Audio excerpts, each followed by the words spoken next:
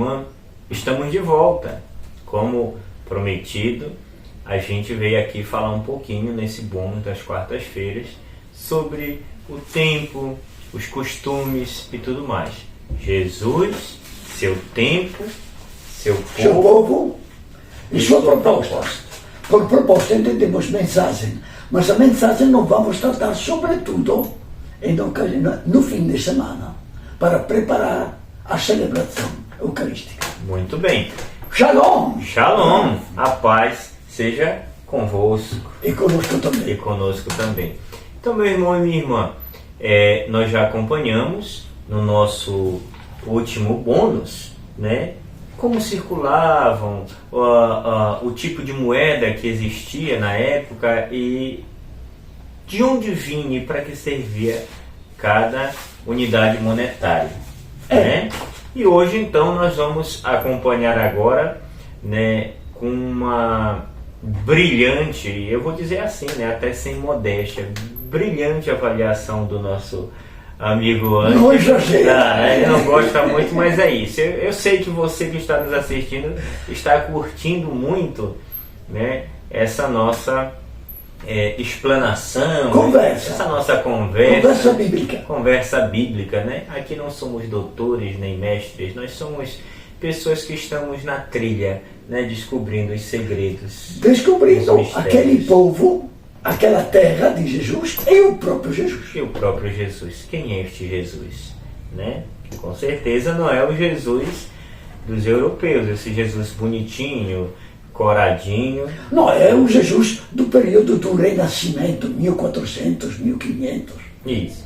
Então, o nosso primeiro tópico, nós vamos falar de uma coisa que, enfim, a gente está sempre em movimento, a gente está sempre se movimentando daqui para ali, da lá para ali, tá? Enfim, sobre transporte. Os transportes da época de Jesus. Hoje nós temos aí a comodidade, é Uber, é moto, é barco, enfim, bicicleta. Mas e no tempo de Jesus? Como é que era, Ângela? Olha, começamos com a situação geográfica da Palestina. Lembro que a palavra, o nome Palestina, foi dado pelos romanos depois da destruição de Jerusalém. Então, no tempo de Jesus, não existia terra chamada Palestina. Era uma província romana. Província romana dividida em três: a Judeia ao sul, a Samaria no meio, digamos, e a Galileia em cima. Mas não eram somente estas três províncias dos hebreus, dos judeus. Tinha outros, a Idumeia, mais embaixo, que era a terra do Herodes. Tinha, digamos assim, outras da Síria, da Antioquia, não? Tinha várias províncias que um dia nós vamos trabalhar. Isso, importante que esta terra estava apertada entre o mar, que os romanos chamavam Mar Nostrum, que significa que logo o nome é Mar Mediterrâneo, e o deserto da Arábia. Então, era um pedaço de uma lista de terra de mais ou menos 100, 70, 80, 100 quilômetros. Do lado mar mesmo, e do outro lado deserto. Então, neste pedaço, olha que interessante, era um caminho, tinha três estradas. Um caminho dos antigos babilônios, dos persas, dos sírios, que vinha em conflito com o Egito, que estava mais na África. Então sempre foi esta terra de Jesus um lugar de conflito. E por ser lugar de conflito, era também lugar de transporte, de exércitos, de mercadoria e de comandos que existiam estes vários poderosos. Muito bem. E no mar, eles usavam o que no mar? Agora, claro que o transporte não acontecia pelo deserto, acontecia na terra, mas também pelo mar. Então, naquele tempo de Jesus, existia com os próprios gregos e romanos e com os próprios egípcios relações comerciais de barcos que atravessavam o Mediterrâneo com uma certa frequência e facilidade. Os próprios fenícios, que eram ao norte da Galileia, Eles tinham um comércio até com Cipro, com a Grécia, com o sul da Itália, até chegar na atual Tunísia, onde eles fundaram aquela cidade antiga, Cartagena. Cartagena, muito bem. Então nós já observamos que no mar, claro, eram as embarcações. O próprio Paulo, quando foi preso e se declarou cidadão romano, foi levado de navio, para Roma, para ser julgado e condenado em Roma. Ele não foi andando pelos caminhos, foi de barco. Em efeito, teve até um naufrágio, coitado do Paulo, antes de chegar lá em Roma. E no deserto, Ângelo, o que eles usavam muito? Camelo? Camelo era tradicional, não faz parte da história do povo judaico, nem hebreu. Camelo. Porém, faz parte daquela cultura daquela região, que é cheia de deserto. Então, querendo ou não querendo, tinha um deserto. A própria Palestina, chamamos, tinha um caminho que do Egito subia até a Mesopotâmia pelo lado do mar. Tinha outro caminho que Jesus já fez, que subia pelo lado das montanhas. Maria e José, quando foram para Belém, passaram por este caminho de burrinho.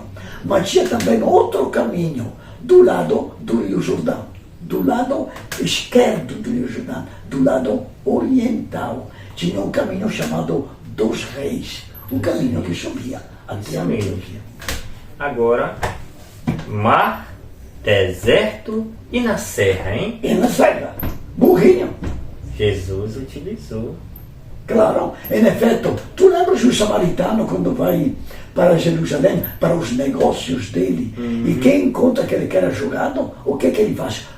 Pula, desce da própria cavalgadura do cavalo, cuida daquele ferido e carrega de novo no cavalo. Então, usavam na serra, usavam mesmo cavalo, sobretudo cavalo burro, era só para pobre mesmo. Pobrezinho, né? E tudo isso a gente pode entender, né, a partir do livro de São Marcos, no capítulo 1, versículo 6. Essa é a referência bíblica para essas questões que nós falamos aqui. Mar, deserto e serra. Esqueci uma coisa. Diga. No mar, eu falei mar, o mar Mediterrâneo, mas não vamos esquecer que aquela lagoa, aquele lago do norte da Palestina, chamado até lago, mar de Cafarnaum, mar de Genezaré, mar de Tiberíades, na verdade era um lago que já falamos, de uns 10, 15 quilômetros de comprimento e uns 12, 13 de largura no ponto maior. Lá tem outro elemento do ponto de vista comercial, barcos. Não eram barcos de navios, mas eram barcos para pesca, pescadores. E o pessoal se mudava de um lugar para outro. Muito bem. Então, Ângelo, uma perguntinha aqui. Esse povo ia para algum lugar. Eles iam vender, trocar, fazer negócios e tinham dois grandes centros de atividades comerciais. Um era Tiberíades e outro Jerusalém. O que você tem para falar? Tiberíades, o que falamos, era uma cidade construída em honra, para honrar o imperador de Roma, Tibério. Então já dá para ver que era uma cidade bastante recente, não é uma cidade antiga, construída no lago de Cafarnaum, ou no lago lá do norte, não da Galileia. Por quê? Porque era um lugar da sede do representante do imperador, e perto, em Cafarnaum, era a cidade, que era ao norte do lago, era a cidade onde cobravam imposto. Na cidade, no povoado de Tiberíades, era sobretudo um povoado militar, do governador e dos soldados, aquele pedaço de legião que estava lá. E em Cafarnaum era mais cobrança de impostos. O próprio Mateus estava trabalhando como cobrador de impostos lá em Cafarnaum. Muito bem. Outra cidade, a parte desta cidade, Tem outras cidades importantes, Jerusalém, claro, Jerusalém. Apesar de Jerusalém estar situada em cima da montanha Sião, árida, que foi conquistada, fundada, até dizem pelo próprio Davi, como ponto de defesa militar, porque é mais fácil defender militar, mas do ponto de vista econômico estava longe de todos os terrenos e atividades de produção. Por outro lado, se colocando templo religioso, político, social, aconteceu que muita gente ia morar lá na cidade. A cidade ganha uma relevância. E muitas profissões são desenvolvidas, desde o comerciante ao vendedor de pombinhas, ao vendedor de animais, ao sacerdote do templo, ao cobrador de imposto. Tudo rodava, a questão econômica de Jerusalém rodava ao redor do templo. O templo era um grande centro. A cidade tinha uma importância política e religiosa. Exato. Não nada de sobretudo. Começou religioso, mas na verdade já desde os tempos de Davi era importância política, que ele queria ter o controle, como bom fiel, queria ter o controle também do templo. Tá, já vimos o transporte, já vimos os centros comerciais para onde esses transportes mais se direcionavam. E agora? Mesopotâmia, Egito. Isso. E agora? Quem movimentava tudo isso? Como viviam os que estavam na produção? Porque precisam de pessoas. Claro. Precisa de carregador, precisa de marujo, precisa, enfim, de todos os tipos de pessoas para que essa engrenagem do trabalho e da produção ela vá acontecendo. Ontem, como hoje, quando olhamos como funciona a sociedade do ponto de vista social, cultural e político e econômico, percebendo que tem o grupo, chamamos assim, da classe alta, o grupo do povo lascado, porque sempre tem os excluídos, e logo aquele grupo que não era média burguesia, não falamos da média burguesia, mas de povo que sobrevivia ou vivia no trabalho do dia a dia.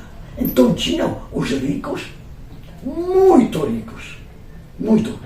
E com os grandes comerciantes, logo os remediados, os pobres, o povo em geral, que tinha aquele, hoje diríamos, salário mínimo, 1 ou 2 ou 3 salário mínimo, não é pouca coisa, é suficiente para tentar viver, sem nenhuma assistência social. E logo tinham os excluídos, por motivos religiosos, porque doente, leproso, ou pobre prostituta, ou que eram excluídos.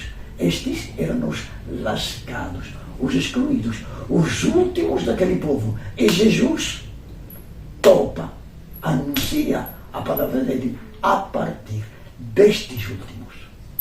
Muito bem. Tá, falou em últimos. Todos ganhavam o mesmo salário? Mas não. Primeiro não existia salário.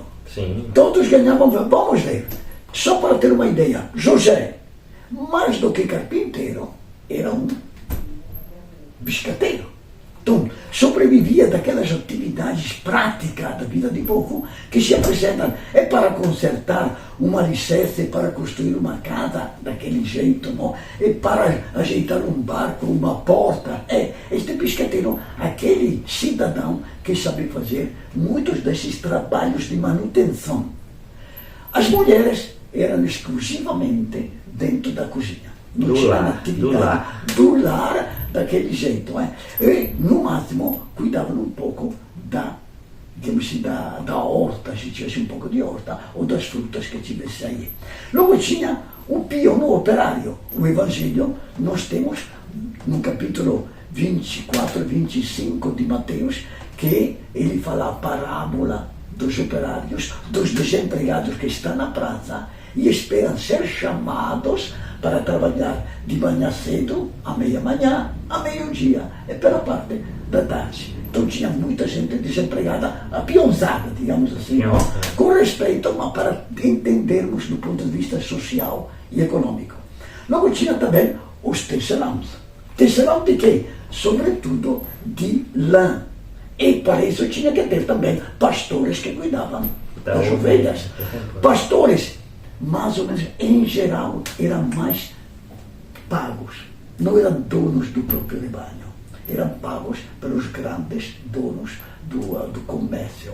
Mas tinha também, Jesus se identifica com o bom pastor.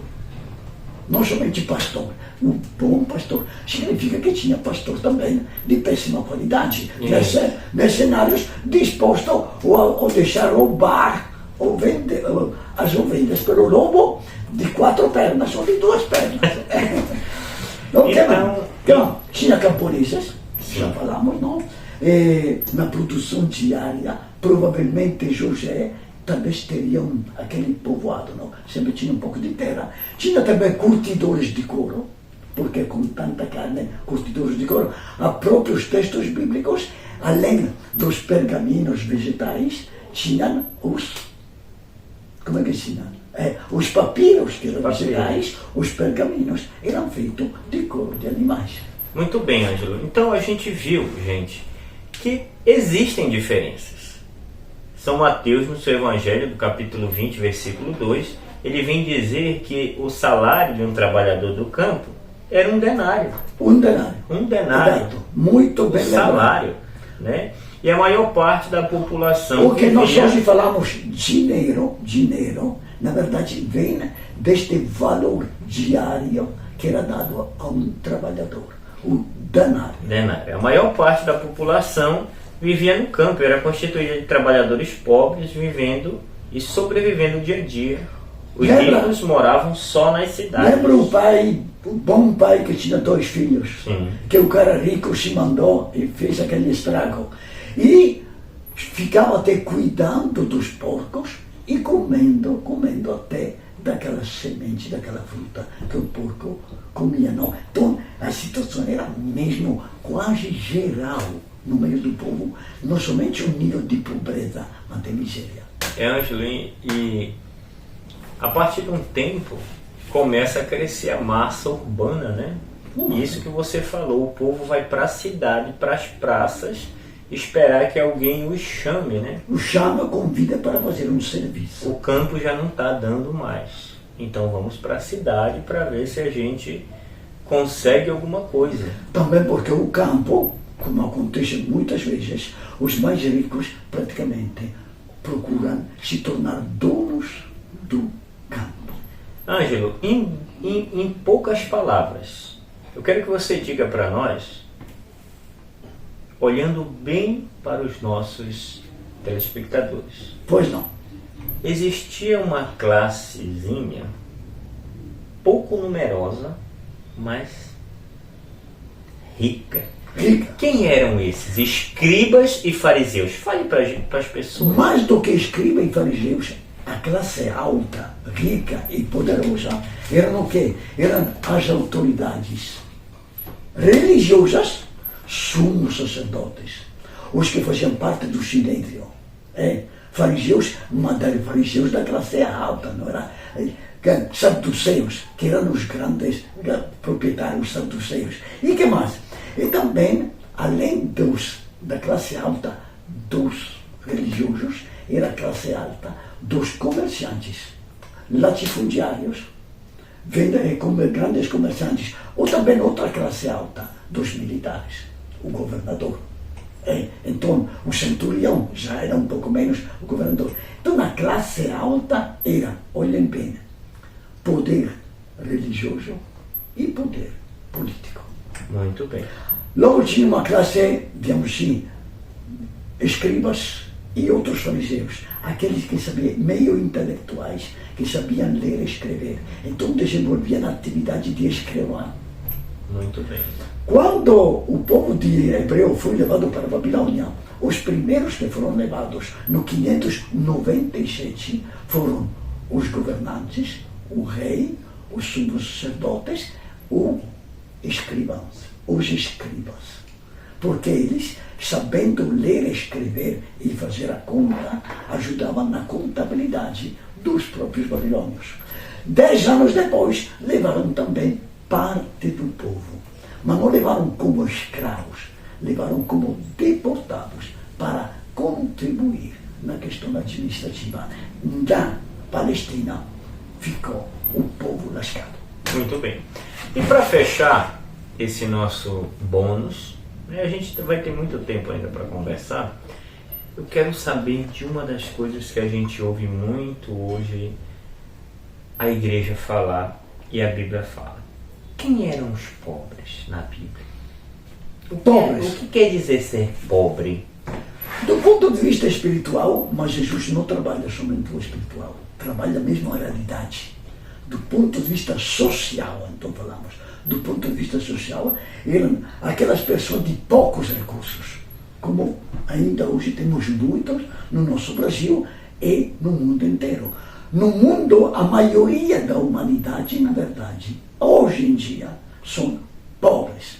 Aqueles que têm poucos recursos, o mínimo suficiente para viver, ou também, digamos, um pouco remediados por ter uma profissão fixa, uma profissão autônoma no campo, na atividade, para criar a própria família, para cuidar da própria família. Pobre, então, em termos bíblicos, é o último social e economicamente. Muito bem. Então, meu irmão e minha irmã, você pode acompanhar conosco um pouquinho, né, do que é a palavra de Deus na prática, no dia a dia daquele povo. Se nós olharmos o primeiro discurso de Jesus, Mateus 5, 12, versículo 12, que fala dos bem-aventurados, aí praticamente temos uma leitura social, espiritual, mas também econômica de quem são os pobres. Os que têm fome e sede de justiça, os misericordiosos, os que preocupados do outro, não nem aquele agarrado, os pobres de espírito, acrescenta Mateus.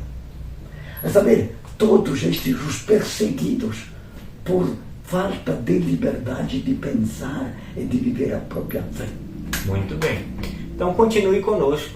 Esse foi o nosso bônus de hoje. E recapitulando, nós já vimos como eram os meios de transporte, nós já vimos os centros comerciais, o quanto ganhavam, e nós iremos ver nos próximos bônus, né, o povo, como ele era explorado, e nós iremos também entrar já no assunto da questão dos impostos. Dos impostos, né? Exato. Como até hoje nós pagamos muitos impostos ainda, né? E isso é uma prática. O problema não é pagar impostos, é a aplicação honesta e social dos impostos. Fique com Deus e até a próxima. Shalom! Shalom.